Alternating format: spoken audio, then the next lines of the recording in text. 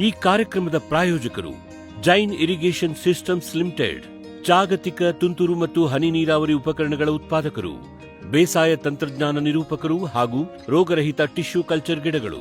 ವೀಕ್ಷಕರೇ ನಮಸ್ಕಾರ. ಇವತ್ತಿನ ಕೃಷಿ ಋಷಿಯ ಅಂಗಳದಲ್ಲಿ ಕಾರ್ಯಕ್ರಮಕ್ಕೆ ತಮಗೆ ಸ್ವಾಗತ. ವೀಕ್ಷಕರೇ, ನೀವು ಕಳೆದ ಸಂಚಿಕೆಯನ್ನು ವೀಕ್ಷಣೆ ಮಾಡ್ತಿದ್ರೆ ನಿಮ್ಗೆ ಗೊತ್ತಿರುತ್ತೆ, ಡಾಕ್ಟರ್ ಮಂಜುನಾಥ್ ಸರ್ ಅವರು ನಮಗೆ ದಾಳಿಂಬೆಯ ಕುರಿತು ಸಾಕಷ್ಟು ಮಾಹಿತಿಯನ್ನು ನೀಡ್ತಾಯಿದ್ರು. ದಾಳಿಂಬೆಯಲ್ಲಿ ತಳಿಗಳ ಆಯ್ಕೆ ಮತ್ತು ಭೂಮಿ ಸಿದ್ಧತೆಯ ಕುರಿತು ಮಾಹಿತಿಯನ್ನು ನೀಡ್ತಾಯಿದ್ರು. ಅದರ ಮುಂದುವರೆದ ಭಾಗವಾದ ಇವತ್ತಿನ ಕಂತಿನಲ್ಲಿ ಈಗ ದಾಳಿಂಬೆ ನೀವು ನಾಟಿ ಮಾಡಾಯಿತು, ಇನ್ನು ಹೂ 2 ವರ್ಷದವರೆಗೂ ಹೂವಂತೂ ಬಿಡೋದಿಲ್ಲ. ಆ ಮಧ್ಯದಲ್ಲಿ ದಾಳಿಂಬೆ ಬೆಳೆಗಳನ್ನು ಯಾವ ರೀತಿ ಬೆಳೆಸಬೇಕು, ಅದಾದ ಮೇಲೆ ನಾವು ಹೂ ಬಿಡಬೇಕು ಅಂತ ಹೇಳಿದ್ರೆ ಅಲ್ಲಿ ಬಹರ್ ಟ್ರೀಟ್ಮೆಂಟ್ ಅಂತ ಬರುತ್ತೆ. ಮುಖ್ಯವಾಗಿ 3 ಹಂಗಾಮಿನಲ್ಲಿ ನಾವು ಹೂಗಳನ್ನು ಬಿಡ್ತೀವಿ. ಅದರ ತಕ್ಕಂಗೆ ಒಂದು 6 ತಿಂಗಳಿಗೆ ನಾವು ಹಣ್ಣುಗಳನ್ನು ತೆಗೆದುಕೊಳ್ತೀವಿ. ಆ ಮಧ್ಯದಲ್ಲಿ ನಾವು ಯಾವ ರೀತಿ ಏನೆಲ್ಲ ನಿರ್ವಹಣೆಗಳನ್ನು ಮಾಡಬೇಕು, ನಮಗೆ ಈ ಹಸ್ತ ಬಾರ ಆಗಿರ್ಬೋದು, ಅಂಬೆ ಬಾರ ಆಗಿರ್ಬೋದು, ಮಿರಿಗ್ ಬಾರ ಆಗಿರ್ಬೋದು, ಈ 3 ಹಂಗಾಮಿನಲ್ಲಿ ಯಾವುದು ಉತ್ತಮ, ಅದ್ರ ಜೊತೆಗೆ ಈಗ ಇತರೆಯಲ್ಲಿ ಸಿಂಪಡಣೆ ಮಾಡೋದಂತ ಹೇಳ್ತಾರೆ, ಅದರ ಜೊತೆಗೆ ಹೂಗಳನ್ನು ಬಿಡೋದು ಮತ್ತು ಯಾವ್ಯಾವ ಗ್ಯಾಪಲ್ಲಿ ಏನೇನು ಮಾಡಬೇಕು ಅನ್ನೋ ಎಲ್ಲ ಮಾಹಿತಿಗಳನ್ನು ಇವರಿಂದ ಕೇಳಿ ತಿಳಿದುಕೊಂಡು ಬರೋಣ ಬನ್ನಿ. ದಾಳಿಂಬೆಯಲ್ಲಿ ನಾವು ಬೇಸಾಯ ಕ್ರಮಗಳ ಬಗ್ಗೆ ಮಾತಾಡ್ತಾ ಇದ್ವಿ. ಬೇಸಾಯ ಕ್ರಮಗಳಲ್ಲಿ ಅತ್ಯಂತ ಪ್ರಮುಖವಾದದ್ದು ಹೇಗೆ ನೀರಾವರಿಯನ್ನು ಮಾಡಬೇಕು, ಹೇಗೆ ನೀರು ಕೊಡಬೇಕು ಅನ್ನೋದು. ನೀರನ್ನು ಹೇಗೆ ಕೊಡಬೇಕು ಅನ್ನೋದಕ್ಕಿಂತ ಮುಖ್ಯವಾಗಿ ನನಗೆ ನೀರಿನ ಲಭ್ಯತೆ ಇದೆಯಾ ಅಂತ ರೈತರು ಯೋಚನೆ ಮಾಡಿ, ತುಂಬ ಪರೀಕ್ಷೆ ಮಾಡಿ ಆಮೇಲೆ ದಾಳಿಂಬೆನ ನಾಟಿ ಮಾಡಬೇಕು. ಎಷ್ಟೋ ಸಲ ನಾನು ನೋಡಿದ್ದೀನಿ, ಒಂದು 10-20% ಜನ ರೈತರುಗಳು ನಾಟಿ ಮಾಡಿಬಿಡ್ತಾರೆ. ನಾಟಿ ಮಾಡಬೇಕಾದ್ರೆ ನೀರು ಸಾಕಷ್ಟು ಇರ್ತದೆ, ಆ ಹಣ್ಣಿಗೆ ಬಿಡಬೇಕಾದ್ರೆ ನೀರೇ ಇರಲ್ಲ ಅವ್ರ ಹತ್ರ. ಉದಾಹರಣೆಗೆ ಹೇಳಬೇಕು ಅಂತ ಹೇಳಿದ್ರೆ, ನಾಟಿ ಮಾಡಬೇಕಾದ್ರೆ ನಾಟಿಯ ಸಮಯದಲ್ಲಿ ಅಥವಾ ಮೊದಲ 3 ಅಥವಾ 6 ತಿಂಗಳ ಕಾಲದಲ್ಲಿ ಒಂದು ಗಿಡಕ್ಕೆ 2-3 ಲೀಟ್ರ್ ಸಾಕು ಒಂದು ಗಿಡಕ್ಕೆ. ಅದೇ ಹಣ್ಣುಗಳು ಬಿಟ್ಟ ಮೇಲೆ ಒಂದು ಗಿಡಕ್ಕೆ ಬೇಸಿಗೆಯಲ್ಲಿ ನೀವು ಹಣ್ಣನ್ನು ಬೆಳೆದ್ರೆ 50 ಲೀಟ್ರಷ್ಟು ನೀರು ಬೇಕು. ಕೆಂಪು ಮರಳು ಮಿಶ್ರಿತ ಮಣ್ಣಿನಲ್ಲಿ ನೀವು ದಾಳಿಂಬೆಯನ್ನು ಹಣ್ಣಿಗೆ ಬಿಟ್ಟರೆ ಕನಿಷ್ಠ 50 ಲೀಟರ್ ನೀರು ಒಂದು ದಿನಕ್ಕೆ ಬೇಕಾಗಿರೋದ್ರಿಂದ ಈ ನೀರಿನ ಲಭ್ಯತೆಯನ್ನು ತುಂಬ ಯೋಚನೆ ಮಾಡಿ ನೀವು ಮಾಡಬೇಕು. ಇನ್ ಕೇಸ್ ನೀವು 2 ವರ್ಷಗಳ ಮೇಲೆ ಹಣ್ಣಿಗೆ ಬಿಡಬೇಕಾದ್ರೆ ಇಷ್ಟನ್ನು ನೀರು ಕೊಡಲಿಕ್ಕಾಗಲ್ಲ ಅಂತ ಹೇಳಿದ್ರೆ ದಯವಿಟ್ಟು ನೀವು ದಾಳಿಂಬೆಯನ್ನು ನೀವು ಪ್ಲ್ಯಾನ್ ಮಾಡಬಾರ್ದು, ದಾಳಿಂಬೆಯನ್ನು ನಾಟಿ ಮಾಡಬಾರ್ದು. ಇದು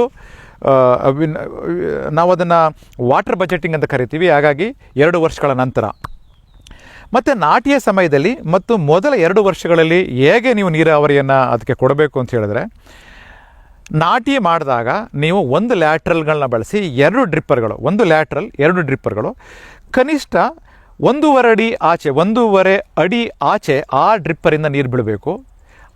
ಅಂದರೆ ಅದು ಅಂದರೆ ಗಿಡದ ಕಾಂಡದಿಂದ 1.5 ಅಡಿ ಆಚೆ 2 ಕಡೆ ನೀವು ಡ್ರಿಪ್ಪರ್ಗಳನ್ನ ಹಾಕಿ ನೀರು ಬೀಳೋ ಹಾಗೆ ಮಾಡಿದ್ರೆ ಆ ಬೇರುಗಳ ಬೆಳವಣಿಗೆ ಚೆನ್ನಾಗಿರುತ್ತೆ. ಮತ್ತು ಯಾವುದೇ ತೋಟದಲ್ಲಿ ದಾಳಿಂಬೆ ಗಿಡ ಬೇರುಗಳ ಬೆಳವಣಿಗೆ ಚೆನ್ನಾಗಿದೆ ಅಂತ ಹೇಳಿದ್ರೆ ಅದು ಸೊರಗು ರೋಗವನ್ನು ತಡ್ಕೊಳ್ಳೋ ಶಕ್ತಿ ಇರುತ್ತೆ. ನಾನು ತುಂಬ ತೋಟಗಳಲ್ಲಿ ಹೋದಾಗ ದಾಳಿಂಬೆಗೆ ಕಿತ್ತು ನೋಡಿದ್ರೆ 1 ಅಡಿ ಆಚೆ ಬಿಟ್ಟು ಬೇರುಗಳ ಬೆಳವಣಿಗೆನೇ ಇರಲ್ಲ. ಅಂಥ ತೋಟಗಳಲ್ಲಿ ಸೊರಗು ರೋಗದ ಬಾಧೆ ಜಾಸ್ತಿ ಇರುತ್ತೆ. ಸೊರಗು ರೋಗವನ್ನು ಸಮಗ್ರವಾಗಿ ನೀವು ನಿರ್ವಹಣೆ ಮಾಡಬೇಕು ಅಂತ ಹೇಳಿದ್ರೆ ನೀರಾವರಿಯ ಪದ್ಧತಿಯಲ್ಲೂ ಕೂಡ ನೀವು ತುಂಬ ಸಮಗ್ರವಾಗಿ ಅದನ್ನು ನೋಡ್ಕೋಬೇಕು, ನೀರಾವರಿ ಪದ್ಧತಿನ ಮಾಡಬೇಕು. ಹೀಗೆ 3 ತಿಂಗಳ ಕಾಲ 2 ಡ್ರಿಪ್ಪರ್ಗಳನ್ನು, 1 ಲ್ಯಾಟ್ರಲ್ 2 ಡ್ರಿಪ್ಪರ್ಗಳನ್ನು 1.5 ಅಡಿ ಅಥವಾ 2 ಅಡಿ ಆಚೆ ಇಟ್ಟು ನೀವು ನೀರನ್ನು ಕೊಟ್ಟು ಬೆಳಿಬೇಕು. 6 ತಿಂಗಳ ನಂತರ 2 ಲ್ಯಾಟ್ರಲ್ಗಳನ್ನು ಇಟ್ಟು ಕನಿಷ್ಠ 4 ಡ್ರಿಪ್ಪರ್ಗಳನ್ನು ನೀವು ಇಟ್ಟು ಕನಿಷ್ಠ 2 ಅಡಿ ಆಚೆ ನೀರು ಬೀಳೋ ಹಾಗೆ ಮಾಡಬೇಕು, 4 ಕಡೆ ನೀರು ಬೀಳೋ ಹಾಗೆ ಮಾಡಬೇಕು. ಹಾಗೆ ಮಾಡಿದ್ರೆ ಬೇರುಗಳ ಬೆಳವಣಿಗೆ ಚೆನ್ನಾಗಿರುತ್ತೆ. ಖಂಡಿತವಾಗಿಯೂ ಕೂಡ ಗಿಡ ಸದೃಢವಾಗಿ ಬೆಳೆಯುತ್ತೆ.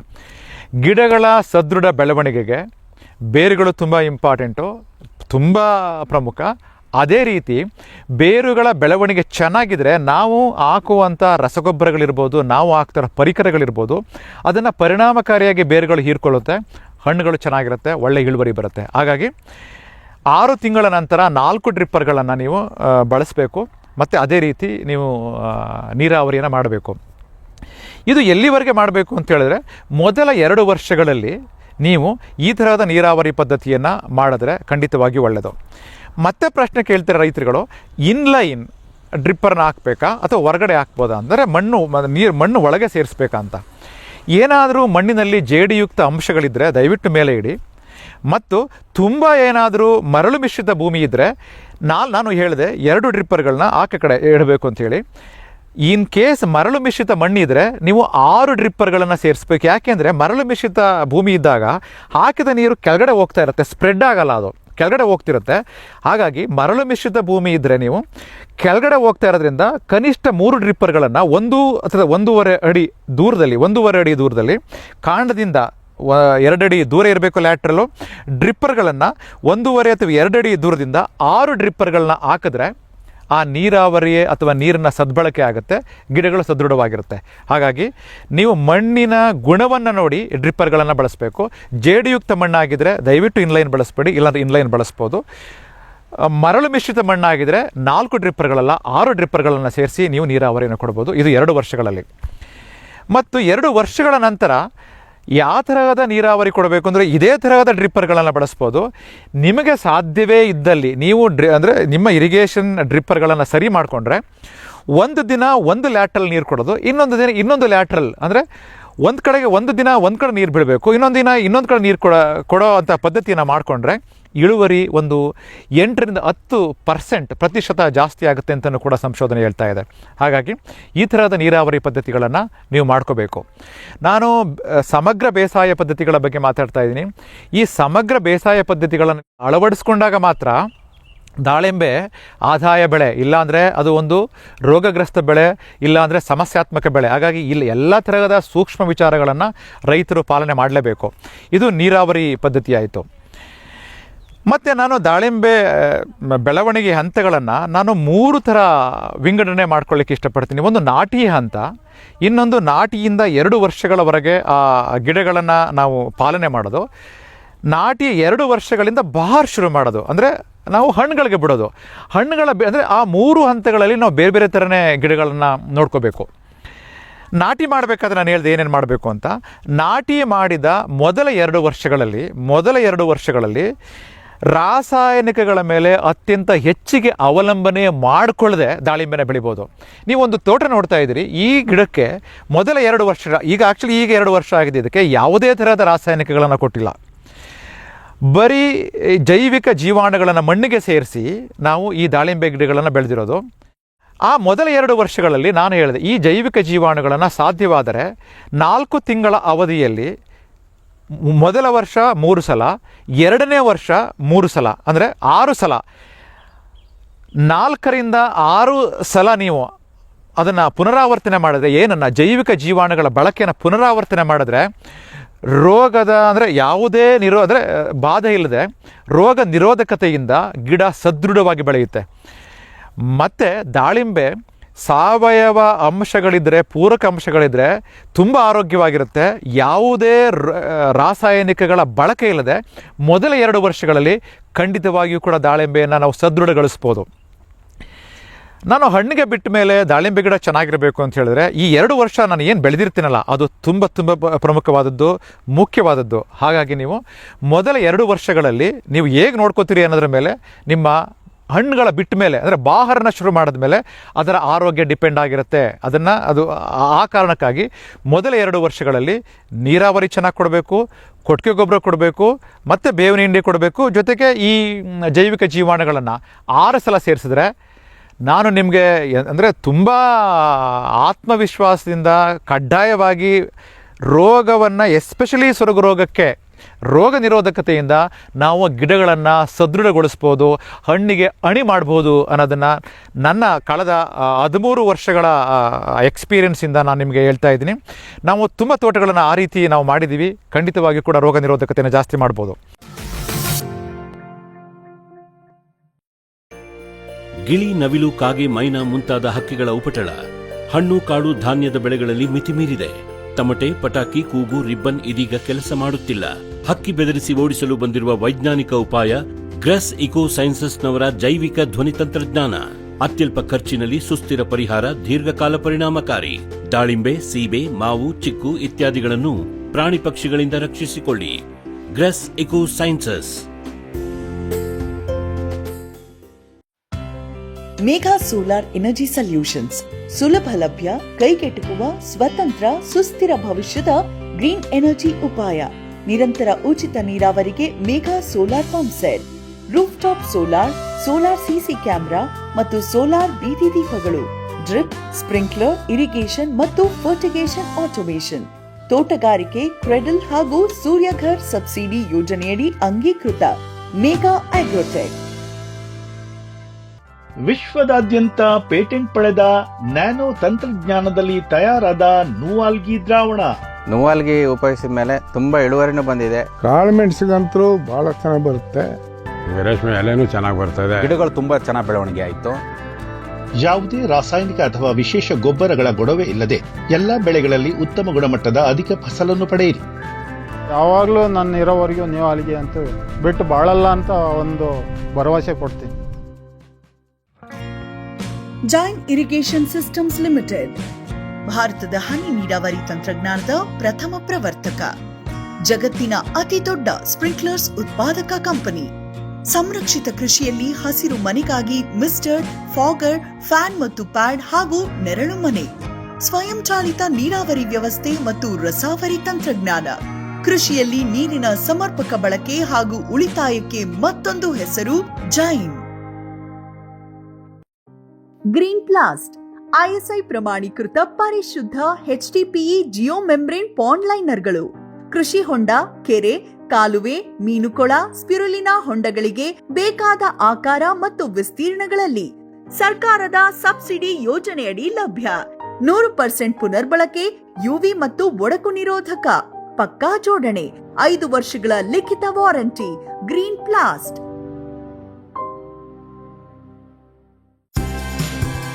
ಕದಂಬ ಅಗ್ರಿಟೆಕ್ ರಾಜ್ಯದ ಜನಪ್ರಿಯ ಸೋಲಾರ್ ಪಂಪ್. ಅತ್ಯಧಿಕ ಕಾರ್ಯಕ್ಷಮತೆಯ ಸೋಲಾರ್ ಪ್ಯಾನೆಲ್ ಮತ್ತು ಶಕ್ತಿ ಸೋಲಾರ್ ಪಂಪ್. ವಿದ್ಯುತ್ ಕಣ್ಣಾಮುಚ್ಚಾಲೆಯಿಂದ ಮುಕ್ತಿ, ಬೆಳಗಿನಿಂದಲೇ ಹಗಲು ನೀರಾವರಿ. 25 ವರ್ಷಕ್ಕೂ ಹೆಚ್ಚು ಬಾಳಿಕೆಯ ಸೋಲಾರ್ ಪ್ಯಾನೆಲ್ ಮತ್ತು ಸ್ಟೇನ್ಲೆಸ್ ಸ್ಟೀಲ್ ಸೋಲಾರ್ ಪಂಪ್. ನಂಬಿಕಾರ್ಹ ಸೋಲಾರ್ ಪಂಪಿಗೆ ರಾಜ್ಯದ ನಂಬರ್ 1 ಕಂಪನಿ ಕದಂಬ ಅಗ್ರಿಟೆಕ್. ಸೊರಗು ರೋಗ ಮಾತ್ರ ಅಲ್ಲ, ಈವನ್ ದುಂಡಾಣು ಅಂಗಮಾರಿ ರೋಗ ಎಲೆಗಳ ಮೇಲೆ, ಕಾಂಡದ ಮೇಲೆ, ಹಣ್ಣುಗಳ ಮೇಲೆ ಬಂದರೂ ಕೂಡ ಯಾವ ಮಣ್ಣುಗಳು ತುಂಬ ಫಲವತ್ತತೆಯಿಂದ ಇದೆಯೋ ಅಂಥ ಗಿಡಗಳು ಖಂಡಿತವಾಗಿಯೂ ಕೂಡ ಅಂಗಮಾರಿ ರೋಗಕ್ಕೂ ಕೂಡ ನಿರೋಧಕತೆ ಇದ್ದೇ ಇರುತ್ತೆ. ಸಾಮಾನ್ಯವಾಗಿ ಯಾವ ತೋಟಗಳು ಫಲವತ್ತತೆ ಇರಲ್ವೋ ಅಂಥ ತೋಟಗಳಲ್ಲಿ ವಾತಾವರಣ ವೈಪರೀತ್ಯವಾದಾಗ ಅಂಗಮಾರಿ ರೋಗ 100% ಲಾಸ್ ಮಾಡುತ್ತೆ. ಯಾವ ಮಣ್ಣುಗಳ ಫಲವತ್ತತೆಯಿಂದ ಕೂಡಿದೆಯೋ ಅಂಥ ತೋಟಗಳಲ್ಲಿ ಹವಾಮಾನ ವೈಪರೀತ್ಯಗಳ ನಡುವೆಯೂ ಕೂಡ ಫಲವತ್ತತೆ ಇದ್ದರೆ, ಅದರಲ್ಲಿ ಸದೃಢತೆ ಇದ್ದರೆ 50ರಿಂದ 60ರಷ್ಟು ಹಣ್ಣುಗಳು ಅಥವಾ 70ರಷ್ಟು ಹಣ್ಣುಗಳು ಯಾವುದೇ ರಾಸಾಯನಿಕಗಳ ಬಳಕೆ ಇಲ್ಲದಿದ್ರೂ ಕೂಡ ಅದು ಇಳುವರಿಯನ್ನು ಕೊಡ್ತಾ ಇದೆ. ಹಾಗಾಗಿ ಮಣ್ಣುಗಳ ಸದೃಢತೆ, ಮಣ್ಣುಗಳ ಫಲವತ್ತತೆ, ಗಿಡಗಳ ಸದೃಢತೆ, ಮಣ್ಣಿನ ಫಲವತ್ತತೆ ತುಂಬ ಪ್ರಮುಖವಾದದ್ದು. ಅದನ್ನು 2 ವರ್ಷಗಳಲ್ಲಿ ಮಾತ್ರ ನೀವು ಅದನ್ನು ಅಭಿವೃದ್ಧಿಪಡಿಸ್ಬೋದು. ಮತ್ತು ಕೀಟ ಮತ್ತು ರೋಗದ ಬಾಧೆಯೂ ಕೂಡ ಮೊದಲ 2 ವರ್ಷಗಳಲ್ಲಿ ಇರುತ್ತೆ. ಆದರೆ ಅದು ಕೀಟ ಯಾವುದು ಅಂತ ಹೇಳಿದ್ರೆ, ಬೇಸಿಗೆ ಕಾಲದಲ್ಲಿ ನುಸಿ ತುಂಬ ಜಾಸ್ತಿ ಆಗುತ್ತೆ.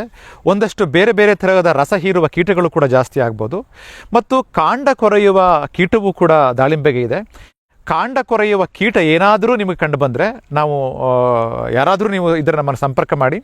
ಇಲ್ಲ ಅಂತ ಹೇಳಿದ್ರೆ ಬೇಸಿಗೆ ಕಾಲದಲ್ಲಿ ಯಾವುದಾದ್ರೂ ಒಂದು ಹೊಂಗೆ ಎಣ್ಣೆ ಅಥವಾ ಬೇವಿನ ಎಣ್ಣೆ 2 ml ಅಂತ ನೀವು ಬಳಸ್ಕೊಬಂದರೆ ಈ ಕೀಟಗಳ ಬಾಧೆಯನ್ನು ಕಡಿಮೆ ಮಾಡ್ಬೋದು. ಮತ್ತು ರೋಗದ ಬಾಧೆ ಅಂತ ಹೇಳಿದ್ರೆ ಸಾಮಾನ್ಯವಾಗಿ ಎಲೆ ಚುಕ್ಕೆ ರೋಗ ಬರುತ್ತೆ. ಅಂಗಮಾರಿ ರೋಗದ ಬಾಧೆ ತುಂಬಾ ಕಡಿಮೆ ಇರುತ್ತೆ.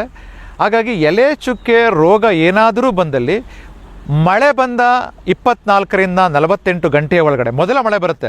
ಸಾಮಾನ್ಯವಾಗಿ ಮುಂಗಾರಿನಲ್ಲಿ ಮೊದಲ ಮಳೆ ಬಂದಾಗ 24ರಿಂದ 48 ಗಂಟೆಯ ಒಳಗಡೆ ಒಂದು ಬೋರ್ಡೋ ಮಿಶ್ರಣವನ್ನು 0.5% 0.5 ನೀವು ಬಳಸಿ ನೀವು ಸಿಂಪರಣೆ ಮಾಡಿದ್ರೆ ಖಂಡಿತವಾಗಿಯೂ ರೋಗ ಬರುವ ಸಾಧ್ಯತೆಯನ್ನು ನಿಲ್ಲಿಸುತ್ತೆ. ಹಾಗಾಗಿ ಬೋರ್ಡೋ ಬಳಸೋದು, ಇನ್ನೊಂದು ಬೇವು ಮತ್ತು ಅಥವಾ ಹೊಂಗೆ ಎಣ್ಣೆ ಬಳಸಿದ್ರೆ ಮೊದಲ 2 ವರ್ಷಗಳಲ್ಲಿ ಯಾವುದೇ ರೋಗ ಮತ್ತು ಕೀಟಗಳ ಬಾಧೆ ಇಲ್ಲದೆ ನೀವು ಬೆಳಿಬೋದು. ಏನಾದರೂ ಚಿಕ್ಕ ಪುಟ್ಟ ಬೇರೆ ಬೇರೆ ಕಾರಣಗಳಿಗೆ ಏನಾದರೂ ನಿಮ್ಮಲ್ಲಿ ತೀವ್ರತೆ ಜಾಸ್ತಿ ಆಗಿದ್ರೆ ಅದು ಆಕ್ಸಿಡೆಂಟಲ್, ಅಂದರೆ ಅದು ತುಂಬ ಸ್ಪೆಷಲ್ ಆಗಿರುತ್ತೆ, ಅಥವಾ ಬೇರೆ ಏನೋ ಕಾರಣಗಳಿಗಿರ್ಬೋದು. ದಯವಿಟ್ಟು ನಮ್ಮನ್ನು ಸಂಪರ್ಕಿಸಿ. ತುಂಬ ಜನರಲೈಸ್ ಆಗಿ ನಾನು ಅದನ್ನು ಹೇಳಲಿಕ್ಕೆ ಇಷ್ಟಪಡಲ್ಲ. ಸಾಮಾನ್ಯವಾಗಿ ಈ 2 ವರ್ಷಗಳ ಅವಧಿಯಲ್ಲಿ ನೀವು ಇಷ್ಟನ್ನು ಮಾಡಿದ್ರೆ ಸಾಕು.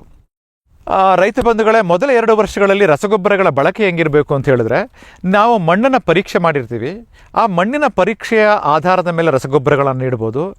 ನೀವೇನಾದರೂ ಕೂಡ ನಾನು ಹೇಳಿದ ಜೈವಿಕ ಗೊಬ್ಬರಗಳನ್ನು, ಕೊಟ್ಟಿಗೆ ಗೊಬ್ಬರನ ಅಥವಾ ಬೇವಿನ ಹಿಂಡಿಯನ್ನು ಕೊಟ್ಟರೆ ವರ್ಷಕ್ಕೆ 3 ಸಲ, 2 ವರ್ಷಕ್ಕೆ 6 ಸಲ ನೀವು ಕೊಟ್ಟರೆ ಯಾವುದೇ ರಾಸಾಯನಿಕಗಳ ಬಳಕೆ ಇಲ್ದಿನೂ ಕೂಡ ಮಾಡ್ಬೋದು. ಇತ್ತೀಚೆಗೆ ದಾಳಿಂಬೆ ಸಂಶೋಧನಾ ಕೇಂದ್ರ ಸೋಲಾಪುರದವರು ಸೋನಾರ್ ಎನ್ನುವ ಒಂದು ಪೊಟ್ಯಾಷಿಯಮನ್ನು ಹೀರ್ಕೊಳ್ಳೋಕ್ಕೆ ಅದೊಂದು ಜೈವಿಕ ಜೀವಾಣುವನ್ನು ಮಾಡಿದ್ದಾರೆ. ಸೋನಾರನ್ನು ಪ್ರತಿ ವರ್ಷ ನೀವು 20 ಗ್ರಾಮ್ನಷ್ಟು ಮಣ್ಣಿಗೆ ಸೇರಿಸಿದ್ರೆ ಸಾಕು. ಅದೇ ರೀತಿ ಅದು ಪೊಟ್ಯಾಷಿಯಮನ್ನು ಹೀರ್ಕೊಳ್ಳೋಕ್ಕೆ ಅನುಕೂಲ ಮಾಡುತ್ತೆ. ಅಂದರೆ ಏನು ಬೇಕು ಗಿಡಕ್ಕೆ ಸಾಕದು. ಅದೇ ರೀತಿ ಫಾಸ್ಫರಸನ್ನು ಹೀರ್ಕೊಳ್ಳಿಕ್ಕೆ ಬ್ಯಾಸಿಲಸ್ ಮೆಗಟೇರಿಯಂ ಅಥವಾ ಸುಡೋಮಾನಸ್, ನಾವು ಟ್ರೈಕೋಕವಚಲ್ಲಿ ಹೇಳ್ತಿದ್ದೀವಿ, ಅದು ಕೂಡ ಅದರಲ್ಲೇ ಇದೆ. ಮತ್ತು ಸಾರಜನಕವನ್ನು ಹೀರ್ಕೊಳ್ಳಿಕ್ಕೆ ನಾವು ಬೇವಿನ ಹಿಂಡಿಯ ಜೊತೆಗೆ ಅಜೋಸ್ಪೆರಿಲಮ್ ಅಥವಾ ಅಜೋಟೋಬ್ಯಾಕ್ಟರ್ ಯಾವುದಾದರೂ ಒಂದು ಜೈವಿಕ ಜೀವಾಣುಗಳನ್ನು ವರ್ಷಕ್ಕೆ 1 ಅಥವಾ 2 ಸಲ ಬಳಸಿದ್ರೆ ಯಾವುದೇ ರಾಸಾಯನಿಕಗಳು ಇಲ್ಲದೆ ನಾವು ದಾಳಿಂಬೆಯನ್ನು ಮೊದಲ 2 ವರ್ಷಗಳಲ್ಲಿ ಬೆಳೀಬೋದು. ಮತ್ತು ಇದಲ್ಲದೆ ಏನಾದರೂ ಸೂಚನೆಗಳಿದ್ದರೆ ಗಿಡ ಕೊಡುತ್ತೆ. ಆ ಗಿಡಗಳ ಸೂಚನೆಯ ಮೇರೆಗೆ ನಾವು ರಾಸಾಯನಿಕ ಗೊಬ್ಬರಗಳನ್ನು, ರಸಗೊಬ್ಬರಗಳ ಬಳಕೆಯನ್ನು ಮಾಡಬೇಕು. ಇಲ್ಲದೇ ಇದ್ದರೆ ರಾಸಾಯನಿಕ ರಸಗೊಬ್ಬರಗಳ ಬಳಕೆ ಮೊದಲ 2 ವರ್ಷಗಳಲ್ಲಿ ಅದರ ಅವಶ್ಯಕತೆ ಇಲ್ಲ. ಇದು ಮೊದಲ 2 ವರ್ಷಗಳಲ್ಲಿ ನೀವು ಪಾಲನೆ ಮಾಡಬೇಕಾದ ಬೇಸಾಯ ಕ್ರಮಗಳು. ಮತ್ತು ಮೊದಲ 2 ವರ್ಷಗಳಲ್ಲಿ ಗಿಡಗಳನ್ನು ಶೇಪ್ ಮಾಡಬೇಕು ಅಂತ ಹೇಳ್ತೀವಿ. ಗಿಡಗಳನ್ನು ಶೇಪ್ ಮಾಡಬೇಕು ಅಂತ ಹೇಳಿದ್ರೆ ಅದನ್ನು ಆಕಾರವನ್ನು ನಾವು ಅಣಿಗೊಳಿಸಬೇಕು. ಆಕಾರವನ್ನು ಅಣಿಗೊಳಿಸೋದು ಹೆಂಗೆ ಅಂತ ಹೇಳಿದ್ರೆ, ನೀವು ನಾಟಿ ಮಾಡಿದ ಮೇಲೆ 3 ಅಥವಾ 4 ಕಾಂಡಗಳು ಬರುತ್ತೆ. ಸಾಮಾನ್ಯವಾಗಿ ಇತ್ತೀಚೆಗೆ ಸೊರಗು ರೋಗ ಬರ್ತಾ ಇದೆ, ಮತ್ತು ನಮ್ಮ ಕಾಂಡವನ್ನು ಕೊರೆಯುವ ಒಂದು ಕೀಟ ಕೂಡ ಇದೆ. ಅಂಥ ಪರಿಸ್ಥಿತಿಯಲ್ಲಿ ಮಾತ್ರ ನಮಗೆ 3 ರಿಂದ 4 ಟೊಂಗೆಗಳು ಅಂದರೆ ಕಾಂಡಗಳು ಇರೋ ಹಾಗೆ ನೋಡ್ಕೋಬೇಕು. ಮತ್ತು ನೆಲಮಟ್ಟದಿಂದ 1.5 ಅಥವಾ 2 ಅಡಿ ಏನು ಭಾಗ ಇರುತ್ತೆ ನಿಮಗೆ ಬೇಸಾಯ ಮಾಡಲಿಕ್ಕೆ ಕಂಪ್ಲೀಟಾಗಿ ಅದು ಸಿಗಬೇಕು. ಆ 2 ಅಡಿ ಅಂತರದಲ್ಲಿ, ಅಂದರೆ ಮೇಲೆ 2 ಅಡಿಯ ಮೇಲೆ, ಮಣ್ಣಿನಿಂದ 2 ಅಡಿಯ ಮೇಲೆ ಆ ಗಿಡದ ಆಕಾರವನ್ನು ಛತ್ರಿಯಾಗೆ ಕಾಣಬೇಕು. ಒಂದು ನೀವು ಛತ್ರಿನ ತೆಗೆದ್ರೆ ಹೆಂಗೆ ಕಾಣಬೇಕು ಅಂದರೆ ಬೆಳಕು ಮತ್ತು ಗಾಳಿ ಸರಾಗವಾಗಿ ಗಿಡಕ್ಕೆ ಸಿಗಬೇಕು. ಆ ರೀತಿ ನೀವು ನಾವು ಪ್ರೂನಿಂಗನ್ನು ಮಾಡಬೇಕು, ಅದನ್ನು ಚಾಟಣಿ ಮಾಡಬೇಕು. ಮತ್ತು 3 ರಿಂದ 4 ಕಾಂಡಗಳಿರಬೇಕು. ಅಂಥ ಸಾಧ್ಯತೆ ಇದ್ದರೆ ಕಾಯಿ ಕಚ್ಚುವ ಸಂಖ್ಯೆ ಜಾಸ್ತಿ ಆಗುತ್ತೆ. ಮತ್ತು ಆ ಗಿಡಗಳಲ್ಲಿ ಲೋಕಲ್ ಕ್ಲೈಮೇಟಲ್ಲಿ ನೀರಿನ ಆರ್ದ್ರತೆ ಅಂದರೆ ಹ್ಯುಮಿಡಿಟಿ ಕಡಿಮೆ ಅಂದರೆ ಒಳಗಡೆ ಇರೋದ್ರಿಂದ ಕೀಟ ಮತ್ತು ರೋಗಾಣುವಿನ ಬಾಧೆಯೂ ಕೂಡ ಕಡಿಮೆ ಆಗುತ್ತೆ. ಹಾಗಾಗಿ ಅದನ್ನು ಛತ್ರಿಯ ಆಕಾರಕ್ಕೆ ಅಣಿಗೊಳಿಸಬೇಕು ಮೊದಲ 2 ವರ್ಷಗಳಲ್ಲಿ. ಎಷ್ಟು ಸಲ ಮಾಡಬೇಕು ಅಂದರೆ, ನಾಟಿ ಮಾಡಿದಿಂದ 3 ರಿಂದ 4 ತಿಂಗಳಿಗೊಂದ್ಸಲ ನೀವು ಸಿಂಪಲ್ ಪ್ರೂನಿಂಗ್ ಮಾಡಿಸ್ಬೇಕು. 6 ರಿಂದ 8 ತಿಂಗಳಕ್ಕಾದಮೇಲೆ 1 ಸಲ ಮಾಡಿಸ್ಬೇಕು. 1 ವರ್ಷ ಆದಮೇಲೆ ಅದನ್ನು ಹಣಿಗೊಳಿಸಿ 2 ವರ್ಷಕ್ಕೆ ಕಂಪ್ಲೀಟ್ ಛತ್ರಿ ಆಕಾರಕ್ಕೆ ನೀವು ಅದನ್ನು ತಗೊಂಡೋದ್ರೆ ಅದು ರೆಡಿಯಾಗಿದೆ ಅಂತ. ಇದು ಮೊದಲ 2 ವರ್ಷಗಳಲ್ಲಿ. 2 ವರ್ಷಗಳ ನಂತರ ಹಣ್ಣಿಗೆ ಬಿಡಲಿಕ್ಕೆ ರೆಡಿ ಮಾಡಬೇಕು. ಈ ಹಣ್ಣುಗಳನ್ನು ಯಾವಾಗ ಬಿಡಬೇಕು ಅಂತ ಹೇಳಿದರೆ ಸಾಮಾನ್ಯವಾಗಿ 3 ಭಾರಗಳಿದೆ. ಒಂದು ಅಂಬೆ ಭಾರ್, ಇನ್ನೊಂದು ಅಸ್ತಭಾರ್, ಇನ್ನೊಂದು ಮೃಗ್ಭಾರ್. ಅಂಬೆ ಭಾರ್, ಮೃಗ್ಭಾರ್, ಅಸ್ತಭಾರ್. ಅಂಬೆ ಬಹಾರ್ ಅಂತೇಳಿದ್ರೆ ಅಂಬೆ ಮಳೆ, ಅಂದರೆ ಜನವರಿ ಮತ್ತು ಫೆಬ್ರವರಿಯಲ್ಲಿ ಹೂಗಳನ್ನು ನಾವು ಕಚ್ಚಿಸ್ತಾ ಇದೆ ಅಂತ ಹೇಳಿದರೆ ಅದು ಅಂಬೆ ಬಹಾರ್. ಅಂದರೆ ಮೃಗಶಿರ ಮಳೆ ಇದೆ, ಅಂದರೆ ಜೂನ್ ತಿಂಗಳಿನಲ್ಲಿ ಹೂಗಳನ್ನು ಬಿಡಿಸ್ತಾ ಇದ್ದೀವಿ ಅಂತ ಹೇಳಿದರೆ ಅದನ್ನು ಮೃಗಬಹಾರ್ ಅಂತ ಕರಿತೀವಿ. ಸೆಪ್ಟೆಂಬರ್ ಅಕ್ಟೋಬರ್ ತಿಂಗಳಲ್ಲಿ ನೀವೇನಾದರೂ ಹೂಗಳನ್ನ ಬಿಡಿಸಿದ್ರೆ ನಾವು ಹಸ್ತಬಹಾರ್ ಅಂತ ಕರಿತೀವಿ. ಈ 3 ಬಹಾರ್ಗಳಲ್ಲಿ ನೀವು ಗಿಡಗಳನ್ನು ಹೂವಿಗೆ ಬಿಡ್ಬೋದು. ಆದರೆ ನಮ್ಮ ರೈತರು ಹೆಂಗಾಗಿದೆ ಅಂತ ಹೇಳಿದ್ರೆ ಅವರ ಮಾರುಕಟ್ಟೆಗೆ ನನಗೆ ಯಾವಾಗ ಜಾಸ್ತಿ ದುಡ್ಡು ಸಿಗುತ್ತೋ ಆಗ ಇವರು ರೆಡಿ ಮಾಡ್ತಾರೆ. ಚಾಟಣಿ ಮಾಡಿ ಹೂಗಳ ಬಿಟ್ಟ ಮೇಲೆ 8 ತಿಂಗಳ ಕಾಲ ಅದು ಹಣ್ಣಿಗೆ ಕಟಾವಿಗೆ ರೆಡಿ ಆಗುತ್ತೆ. ಈಗ ರೈತರಿಗೆ ಎಲ್ಲರಿಗೂ ಗೊತ್ತು. ಹಾಗಾಗಿ ಆ 8 ತಿಂಗಳಿಗೆ ನನಗೆ ಯಾವಾಗ ಮಾರುಕಟ್ಟೆಗೆ ತೊಗೊಂಡೋದ್ರೆ ಜಾಸ್ತಿ ದುಡ್ಡು ಸಿಗುತ್ತೋ ಅಂಥ ಟೈಮನ್ನು ನೋಡಿಕೊಂಡು ಅವರು ಚಾಟಣಿ ಮಾಡ್ತಾರೆ. ಅದು ಆಯಾಯ ಭಾಗಕ್ಕೆ ಸೀಮಿತವಾಗಿ ಮಾಡ್ತಾರೆ. ಅದು ರೈತರ ಮೇಲೆ ಬಿಟ್ಟಿದ್ದು. ಆದರೆ 3 ಬಾರ್ನಲ್ಲಿ ಯಾವುದು ಮಾಡಿದ್ರೂ ಕೂಡ ಓಕೆ. ಆದರೆ ಯಾವ ಭಾಗಗಳಲ್ಲಿ ಅಂಗಮಾರಿ ರೋಗ ಇದೆಯಾ ಅಂದರೆ ದುಂಡಾಣು ಅಂಗಮಾರಿ ಬ್ಯಾಕ್ಟೀರಿಯಲ್ ಬ್ಲೈಟ್ ಇದೆಯೋ ಅಂತಹ ತೋಟಗಳಲ್ಲಿ ನಾವು ಅವರಿಗೆ ಏನು ಸೂಚನೆ ಕೇಳ್ತೀವಿ, ಅವ್ರಿಗೆ ಏನು ರೆಕಮೆಂಡ್ ಮಾಡ್ತೀವಿ ಅಂದರೆ ಹಸ್ತಬಾರ್ನಲ್ಲಿ ಅವರು ಬೆಳೆಯನ್ನು ಬಿಡಬೇಕು. ಹಸ್ತಬಾರ್ನಲ್ಲಿ ಯಾಕೆ ಬೆಳೆಯನ್ನು ಬಿಡಬೇಕು ಅಂತ ಹೇಳಿದ್ರೆ, ಸಾಮಾನ್ಯವಾಗಿ ಸೆಪ್ಟೆಂಬರ್ ಮತ್ತು ಅಕ್ಟೋಬರ್ ತಿಂಗಳಲ್ಲಿ ಹೂಗಳನ್ನು ಬಿಡಿಸಿದ್ರೆ ಅಕ್ಟೋಬರ್ ನವಂಬರ್ ತಿಂಗಳಲ್ಲಿ ಕಾಯಿ ಕಚ್ಚುತ್ತೆ. ನವಂಬರ್ ಡಿಸೆಂಬರ್ ಆದಮೇಲೆ ಮಳೆ ನಿಂತೋಗುತ್ತೆ. ಸಾಮಾನ್ಯವಾಗಿ ಅಂಗಮಾರಿ ರೋಗ ಈ ಮಳೆ ಕಾಲದಲ್ಲಿ ಜಾಸ್ತಿ ಆಗುತ್ತೆ, ತೀವ್ರವಾಗಿರುತ್ತೆ. ಹಾಗಾಗಿ ಅದನ್ನು ಎಸ್ಕೇಪ್ ಮಾಡ್ಬೋದು, ಅದನ್ನು ತಪ್ಪಿಸ್ಬೋದು. ಆ ತಪ್ಪಿಸಲಿಕ್ಕೋಸ್ಕರವಾಗಿ ಯಾವುದಾದರೂ ಭಾಗದಲ್ಲಿ ಏನಾದರೂ ಅಂಗಮಾರಿ ರೋಗ ಕಾಡ್ತಾ ಇದೆ ಅಂತ ಹೇಳಿದರೆ ಕಡ್ಡಾಯವಾಗಿ ಅವರು ಹಸ್ತಬಾರ್ಗೆ ಹೋಗಬೇಕು. ಹಸ್ತಬಾರ್ಗೆ ಹೋದರೆ ಅಕ್ಟೋಬರ್ ಆಚೆಗೆ ಮಳೆ ಕಡಿಮೆ ಆಗುತ್ತೆ, ಏಪ್ರಿಲ್ ಅಷ್ಟೊತ್ತಿಗೆ ಅವರು ಹಣ್ಣುಗಳನ್ನು ಕಟಾವು ಮಾಡ್ಬೋದು, ಮತ್ತು ಅದಕ್ಕೆ ರೋಗ ಮುಕ್ತವಾಗಿರುತ್ತೆ. ಕಡಿಮೆ ಖರ್ಚು ಮಾಡ್ತಾರೆ, ಕಡಿಮೆ ಖರ್ಚು ಮಾಡಿ ಅವರು ದಾಳಿಂಬೆಯನ್ನು ಬೆಳಿಬೋದು. ಹಾಗಾಗಿ ರೋಗ ಪೀಡಿತ ಭಾಗಗಳಲ್ಲಿ ಅವರು ಹಸ್ತಬಾರ್ಗಳಿಗೆ ಹೋದರೆ ಒಳ್ಳೆಯದು. ಮಂಗ, ಹಂದಿ, ಕಾಡೆಮ್ಮೆ, ಜಿಂಕೆ, ಆನೆ ಮುಂತಾದ ವನ್ಯ ಪ್ರಾಣಿಗಳ ಕಾಟದಿಂದ ಬೇಸತ್ತಿದ್ದೀರಾ? ಚಿಂತಿಸಬೇಡಿ. ಗ್ರಾಸ್ ಇಕೋಸೈನ್ಸಸ್ ಅವರ ಜೈವಿಕ ಧ್ವನಿ ತಂತ್ರಜ್ಞಾನ ನಿಮ್ಮ ನೆರವಿಗಿದೆ. ಕಾಫಿ, ಕೋಕೋ, ತೆಂಗು, ಅಡಿಕೆ, ದಾಳಿಂಬೆ, ಬಾಳೆ, ಹೂ, ಹಣ್ಣು, ತರಕಾರಿ, ಭತ್ತ, ಕಬ್ಬು ಬೆಳೆ ಸಂರಕ್ಷಿಸಿ. ಅಂತಾರಾಷ್ಟ್ರೀಯ ತಂತ್ರಜ್ಞಾನ, ಕೈಗೆಟುಕುವ ಬೆಲೆ. ಏರ್ಪೋರ್ಟ್ ಅಳವಡಿಸಿದ ತಂತ್ರಜ್ಞಾನ ಈಗ ನಿಮ್ಮ ತೋಟ ರಕ್ಷಣೆಗೆ. ಗ್ರಾಸ್ ಇಕೋಸೈನ್ಸಸ್. ಬ್ಯಾರಿಕ್ ಸೆಂಟರ್ ಫೆರ್ಮೋನ್ ಟ್ರಾಪ್ಸ್ನೊಂದಿಗೆ ರೇನೋಸಾರಸ್ ದುಂಬಿ ಮತ್ತು ಕೆಂಪು ಮೂತಿ ಹುಳುಗಳಿಂದ ತೆಂಗು, ತಾಳೆ, ಅಡಿಕೆ ಮರಗಳ ಸಂರಕ್ಷಣೆ. ತರಕಾರಿ ಮತ್ತು ಹಣ್ಣಿನ ಬೆಳೆಗಳಲ್ಲಿ ಹಣ್ಣಿನ ನೊಣಗಳ ನಿಯಂತ್ರಣಕ್ಕೆ ಬ್ಯಾರಿಕ್ ಸ್ಕ್ಯಾಚ್ ಫ್ರೂಟ್ ಫ್ಲೈ ಹಾಗೂ ವೆಜಿಟೇಬಲ್ ಫ್ಲೈ ಟ್ರ್ಯಾಪ್. ರಸ ಹೀರುವ ಕೀಟಗಳನ್ನು ಹಿಡಿಯಲು ಬಣ್ಣದ ಕ್ರೋಮ್ಯಾಟಿಕ್ ಸ್ಟಿಕ್ಕಿ ಟ್ರ್ಯಾಪ್ಸ್. ಪೇಟೆಂಟ್ ಹೊಂದಿದ ತಂತ್ರಜ್ಞಾನ, ದೀರ್ಘಕಾಲದವರೆಗೂ ಬಾಳಿಕೆ. ಕೀಟನಾಶಕಗಳಿಗೆ ಪರ್ಯಾಯ, ಪರಿಸರಕ್ಕೆ ಪೂರಕ. ಸುಸ್ಥಿರ ಸಾವಯವ ಕೃಷಿಗಾಗಿ ಬ್ಯಾರಿಕ್ಸ್. ಜೈನ್ಸ್ ಜಗತ್ತಿನ ಅತಿದೊಡ್ಡ ಅಂಗಾಂಶ ಕೃಷಿ ಪ್ರಯೋಗಾಲಯ ಹಾಗೂ ಟಿಸಿ ಗಿಡಗಳ ಉತ್ಪಾದಕರು. ಸಮೃದ್ಧ ಇಳುವರಿಗೆ ಜೈನ್ ಜೀನೇನ್, ಯಾಲಕ್ಕಿ, ನೇಂದ್ರನ್ ಹಾಗೂ ಕೆಂಪು ಬಾಳೆ ಸಸಿಗಳು, ದಾಳಿಂಬೆ, ಭಗವತಳಿಯ ರೋಗಮುಕ್ತ ಸಸಿಗಳು, ಲಕ್ನೋ 49 ಪೇರಳೆ, ಸ್ಟ್ರಾಬೆರಿ ಇತ್ಯಾದಿ ಗಿಡಗಳು ಯೋಗ್ಯ ಬೆಲೆಯಲ್ಲಿ. ಅಂಗಾಂಶ ಕೃಷಿಯ ಜಾಗತಿಕ ಬ್ರ್ಯಾಂಡ್ ಜೈನ್.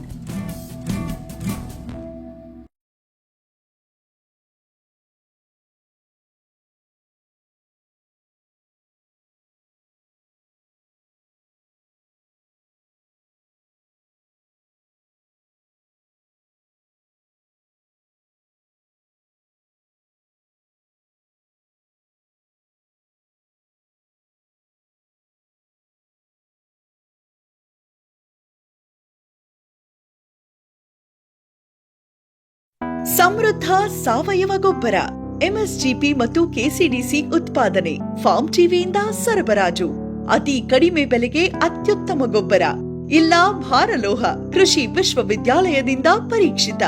ಸಾವಯವ ಇಂಗಾಲ, ಎನ್ಪಿಕೆ, ಪಿಎಚ್, ಇಸಿ ಎಲ್ಲ ನಿಗದಿತ ಮಿತಿಯಲ್ಲಿ.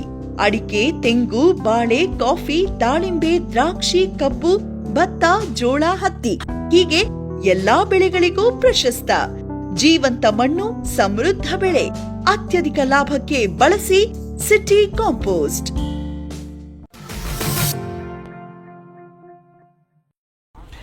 ಮೊದಲೇ ಹೇಳಿದೆ ನಾನು, ದಾಳಿಂಬೆಗೆ ಎಂಥ ಗುಣ ಇದೆ ಅಂದರೆ ಇಡೀ ವರ್ಷಗಳ ಕಾಲ ಹೂ ಬಿಡುತ್ತೆ.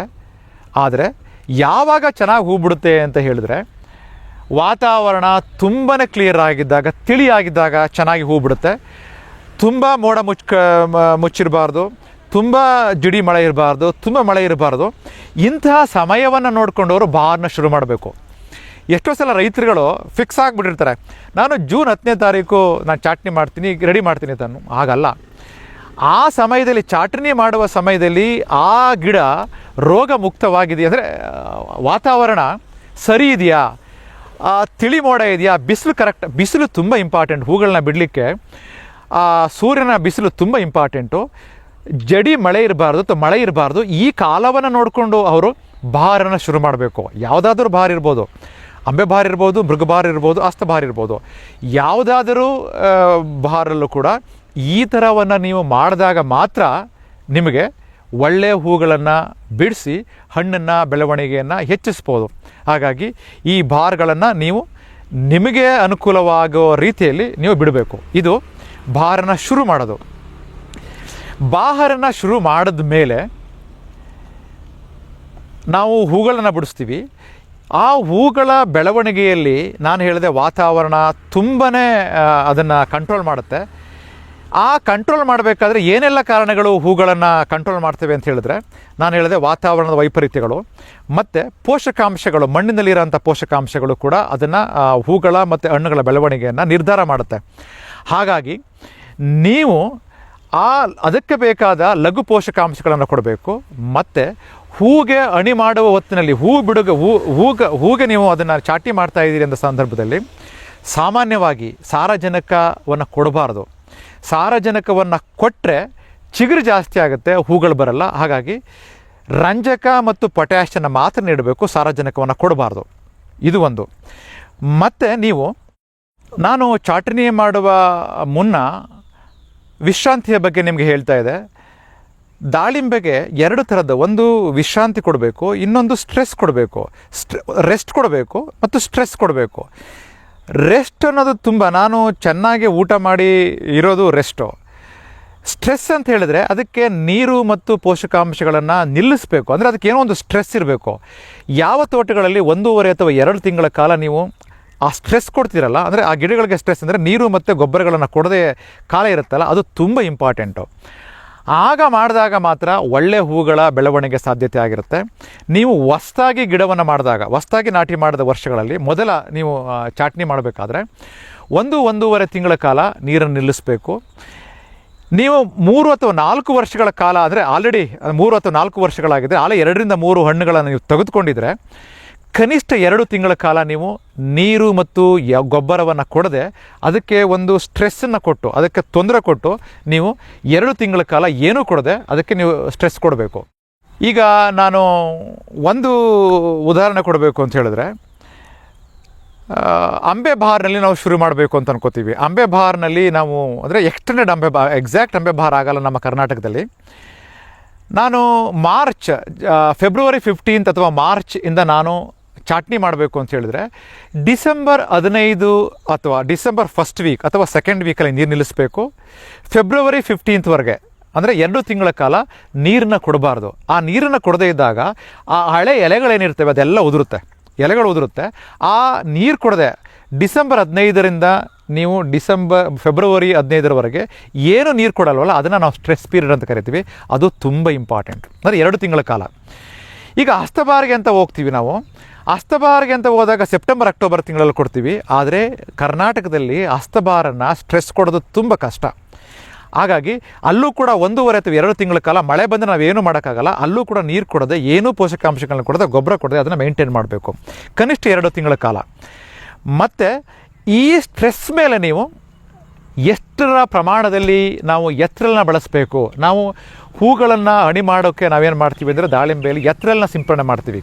ಎತ್ರಲ್ ಅಂದರೆ ಅದಕ್ಕೆ ಒಂದು ಸ್ಟ್ರೆಸ್ಸನ್ನು ಕೊಡೋ ಒಂದು ಹಾರ್ಮೋನು, ಅದಕ್ಕೆ ಸೆನೆಸೆನ್ಸ್ ಹಾರ್ಮೋನ್ ಅಂತ ಕರಿತೀವಿ.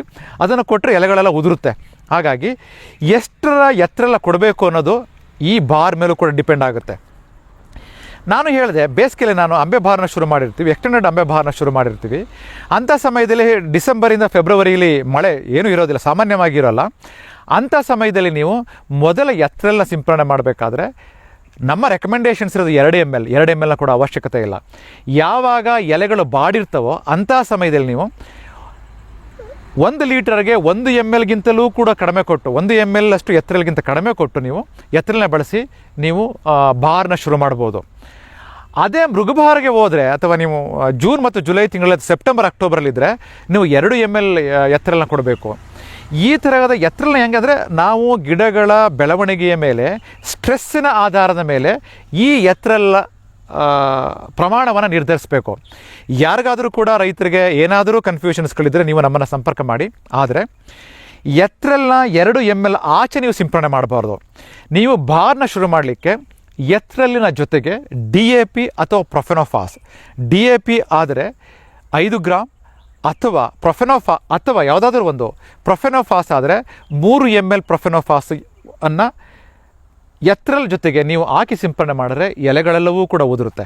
ಹಾಗಾಗಿ ಎಲೆಗಳನ್ನು ಸಂಪೂರ್ಣವಾಗಿ ಉದುರಿಸಿದ್ರೆ ಮತ್ತಷ್ಟು ಸ್ಟ್ರೆಸ್ ಕ್ರಿಯೇಟ್ ಆಗುತ್ತೆ, ಅದಕ್ಕೆ ತೊಂದರೆ ಅನುಭವಿಸುತ್ತೆ. ಹಾಗಾಗಿ ಹೂಗಳ ಬೆಳವಣಿಗೆ ಜಾಸ್ತಿ ಆಗುತ್ತೆ. ಹಾಗಾಗಿ ಬಹಾರ್ನ ಶುರು ಮಾಡುವ ಮುನ್ನ ಈ ಕ್ರಮಗಳನ್ನು ನೀವು ಅನುಸರಿಸಲೇಬೇಕು. ಈ ಕ್ರಮಗಳನ್ನು ಅನುಸರಿಸಿದ್ರೆ ನೀವು ಖಂಡಿತವಾಗಿಯೂ ಒಳ್ಳೆಯ ಹೂಗಳ ಬೆಳವಣಿಗೆ ಆಗುತ್ತೆ, ಒಳ್ಳೆಯ ಹಣ್ಣುಗಳು ಬರ್ತವೆ. ಈಗ ನಾನು ಚಾಟನಿ ಮತ್ತು ಎತ್ತರಲ್ ಸಿಂಪರಣೆಯ ಬಗ್ಗೆ ನಾನು ಹೇಳ್ತಾ ಇದ್ದೆ. 2 ರೀತಿ ರೈತರು ಮಾಡ್ಬೋದು. ಒಂದು, ಚಾಟನಿ ಮಾಡಿದ ಮೇಲೆ ಎತ್ತರಲ್ ಸಿಂಪರಣೆ ಮಾಡ್ತಾರೆ, ಎತ್ತರಲ್ ಸಿಂಪರಣೆ ಮಾಡಿದ ಮೇಲೆ ಚಾಟನಿ ಮಾಡ್ತಾರೆ. ಯಾವುದಾದ್ರೂ ಕೂಡ ಮಾಡ್ಬೋದು. ಚೆನ್ನಾಗಿ ಎಲೆಗಳೆಲ್ಲ ಉದುರಿದೆ ಅಂತ ಅಂದ್ಕೊಂಡ್ರೆ ನೀವು ಚಾಟ್ನಿ ಮಾಡಿದ ಮೇಲೆ ಎತ್ತರಲ್ಲಿ ಮಾಡ್ಬೋದು. ಇಲ್ಲ ಎಲೆಗಳೆಲ್ಲ ತುಂಬ ಇನ್ನೂ ಅದರಲ್ಲಿ ಹಸಿರಾಗಿದೆ ಅಂತ ಹೇಳಿದರೆ ಎತ್ತರೆಲ್ಲ ಸಿಂಪರಣೆ ಮಾಡಿ ಚಾಟ್ನಿ ಶುರು ಮಾಡಬೇಕು. ಒಂದು ಗಿಡಗಳೆಲ್ಲ ಎಲೆಗಳೆಲ್ಲ ಹಳದಿ ಆಗೋಗಿ ಬಿದೋಗ್ತಾ ಇದ್ದಾಗ ನೀವು ಚಾಟ್ನಿ ಮಾಡಿ ಎತ್ತರಲ್ಲಿಗೆ ಹೋಗ್ಬೋದು. ಇಲ್ಲ ಇನ್ನೂ ಗಿಡಗಳಲ್ಲಿ ಹಸಿರಿದೆ, ಗಿಡ ಅಂದರೆ ಎಲೆಗಳೆಲ್ಲ ಹಸಿರಿದೆ ಅಂತ ಅಂದ್ಕೊಂಡ್ರೆ ನೀವು ಎತ್ತರೆಲ್ಲ ಸಿಂಪರಣೆ ಮಾಡಿ ಚಾಟ್ನಿಗೆ ಹೋಗ್ಬೋದು. ಆದರೆ ಒಟ್ಟಾರೆ ಅದು ಎಷ್ಟಿರಬೇಕು ಅಂತ ಹೇಳಿದ್ರೆ ಎತ್ತರೆಲ್ಲ ಸಿಂಪರಣೆ ಮಾಡೋದಕ್ಕೂ ಕೂಡ ಚಾಟ್ನಿ ಮಾಡೋದಕ್ಕೂ 10 ರಿಂದ 12 ದಿನಗಳ ಒಳಗೆ ಎರಡೂ ಕೂಡ ಮುಗಿಬೇಕು. ಇಲ್ಲ ಅಂತ ಹೇಳಿದರೆ ಮತ್ತೆ ಈಗ ಸಪೋಸ್ ಚಾಟ್ನಿ ಮಾಡಿರ್ತೀರಿ, ಹೊಸ ಚಿಗುರು ಬರುತ್ತೆ, ಅದಕ್ಕೆ ಎತ್ತರಲ್ಲಿ ಸಿಂಪರಣೆ ಮಾಡಿರ್ತೀರಿ, ಅದಕ್ಕೆ ತೊಂದರೆ ಶುರು ಆಗುತ್ತೆ. ಹಾಗಾಗಿ ಆ ಚಿಗುರು ಬರೋ ಮುನ್ನ, ಹೊಸ ಚಿಗುರು ಬರೋ ಮುನ್ನ ನಾವು ಎತ್ತರಲ್ಲಿ ಸಿಂಪರಣೆ ಮಾಡಬೇಕು. ಹಾಗಾಗಿ ಇದನ್ನು ನೀವು ಪಾಲನೆ ಮಾಡಬೇಕು. ಎತ್ತರಲಿನ ಜೊತೆಗೆ ಪರಿಣಾಮಕಾರಿಯಾಗಿ ಎಲೆಗಳು ಉದುರೋಗಬೇಕು ಅಂತ ಹೇಳಿದ್ರೆ DAP ಅಥವಾ ಪ್ರೊಫೆನೋಫಾಸನ್ನು ಸೇರಿಸ್ಕೊಂಡ್ರೆ ಎಲ್ಲವೂ ಉದುರುತ್ತೆ. ಸೊ ಹೂಗಳ ಸಂಖ್ಯೆ ಜಾಸ್ತಿ ಆಗುತ್ತೆ. ಇದು ಪಾಲನೆ ಮಾಡಬೇಕಾಗಿದ್ದು ಬಾರ್ನ ಶುರು ಮಾಡುವ ಮುನ್ನ. ಮತ್ತು ಇದರಲ್ಲಿ ಒಂದಷ್ಟು ವ್ಯತ್ಯಾಸಗಳಿದೆ. ಆ ವ್ಯತ್ಯಾಸಗಳು ಒಂದಷ್ಟು ತೋಟಗಳಿಗೆ ಸಂಬಂಧಿಸಿದಾಗಿರುತ್ತೆ, ಒಂದಷ್ಟು ಭಾಗಗಳಿಗೆ ಸಂಬಂಧಿಸಿದಾಗಿರುತ್ತೆ. ಏನಾದರೂ ನಿಮಗೆ ಆ ಥರದ ಸಮಸ್ಯೆಗಳಿದ್ರೆ ನೀವು ನಮ್ಮನ್ನು ಸಂಪರ್ಕ ಮಾಡ್ಬೋದು. ಹಾಗಾಗಿ ಸಂಪರ್ಕ ಮಾಡಿ. ವೀಕ್ಷಕರು, ಎಷ್ಟೊತ್ತು ನಮಗೆ ಡಾಕ್ಟರ್ ಮಂಜುನಾಥ್ ಜಿ ಅವರು ಹೇಳ್ತಾ ಇದ್ರು, ಈ ದಾಳಿಂಬೆ ಬೆಳೆಗಳನ್ನು ನಾಟಿ ಮಾಡಿದ 2 ವರ್ಷಗಳ ತನಕ ನಾವು ಯಾವುದೇ ರಾಸಾಯನಿಕ ಗೊಬ್ಬರಗಳನ್ನು ಬಳಸದೆ ಕೂಡ ಇದನ್ನು ಬೆಳಿಬೋದು. ಅದಲ್ಲದೆ ನಾವು ಇದನ್ನೊಂದು 2 ವರ್ಷ ಛತ್ರಿ ಆಕಾರದಲ್ಲಿ ಚೆನ್ನಾಗಿ ಬೆಳೆಸಬೇಕು. ಅದಾದ ಮೇಲೆ ನಮಗೆ ಯಾವಾಗ ನಮಗೆ ಈ ಕಾಯಿಗಳು ಬೇಕಾಗ್ತವೆ ಅದ್ರ ತಕ್ಕಂಗೆ ನಾವು ಬಾರ್ ಟ್ರೀಟ್ಮೆಂಟ್ಗಳನ್ನು ಮಾಡಿ ಯಾವ ಪ್ರಮಾಣದಲ್ಲಿ ಯಾವ ಹಂಗಾಮಿನಲ್ಲಿ ಎಷ್ಟು ಇತರೆಲ್ಲನ್ನು ಸ್ಪ್ರೇ ಮಾಡಬೇಕು ಮತ್ತು ಅದ್ರ ಜೊತೆಗೆ ಇನ್ನೇನು ಬೇಸಾಯ ಕ್ರಮಗಳನ್ನು ಅನುಸರಿಸಬೇಕು ಅನ್ನೋದ್ರ ಕುರಿತು ಸಾಕಷ್ಟು ಮಾಹಿತಿಯನ್ನು ನಮ್ಮೊಂದಿಗೆ ಹಂಚಿಕೊಂಡ್ರು. ಹಾಗಾಗಿ ಇಷ್ಟೊತ್ತು ಮಾಹಿತಿ ಕೊಟ್ಟಿದ್ದಕ್ಕೆ ಅವರಿಗೆ ಧನ್ಯವಾದಗಳನ್ನು ತಿಳಿಸುತ್ತಾ, ಇದು ಇನ್ನೂ ಭಾಳ ಮುಂದೆ ಹೋಗೋದಿದೆ. ಇದರಲ್ಲಿ ರೋಗ ಕೀಟಗಳ ನಿರ್ವಹಣೆ ಆಗಿರ್ಬೋದು, ಮತ್ತು ರಸಗೊಬ್ಬರಗಳ ಯಾವ ರೀತಿ ಬಳಸಬೇಕು ಮತ್ತು ಯಾವ್ಯಾವ ಹಂತದಲ್ಲಿ ಕಟಾವು ಮಾಡಿ ಅದರ ಪ್ರೀ ಕಂಡೀಷನ್ಸ್ ಏನಿದೆ, ಆ ಮಳೆ ಬರೋದಾಗಿರ್ಬೋದು, ಅಂಥವೆಲ್ಲ ಮುಂದಿನ ಸಂಚಿಕೆಯಲ್ಲಿ ತಿಳ್ಕೊಳ್ಳೋಣ. ಸದ್ಯಕ್ಕೆ ಇಷ್ಟೊತ್ತು ಮಾಹಿತಿ ಕೊಟ್ಟಿದ್ದಕ್ಕೆ ಅವರಿಗೆ ಧನ್ಯವಾದಗಳನ್ನು ತಿಳಿಸುತ್ತಾ ಇವತ್ತಿನ ಒಂದು ಕಾರ್ಯಕ್ರಮವನ್ನು ಇಲ್ಲಿಗೆ ಮುಗಿಸ್ತಾ ಇದ್ದೀವಿ. ನಮಸ್ಕಾರಗಳು. ಈ ಕಾರ್ಯಕ್ರಮದ ಪ್ರಾಯೋಜಕರು ಜೈನ್ ಇರಿಗೇಷನ್ ಸಿಸ್ಟಮ್ಸ್ ಲಿಮಿಟೆಡ್, ಜಾಗತಿಕ ತುಂತುರು ಮತ್ತು ಹನಿ ನೀರಾವರಿ ಉಪಕರಣಗಳ ಉತ್ಪಾದಕರು, ಬೇಸಾಯ ತಂತ್ರಜ್ಞಾನ ನಿರೂಪಕರು ಹಾಗೂ ರೋಗರಹಿತ ಟಿಶ್ಯೂ ಕಲ್ಚರ್ ಗಿಡಗಳು.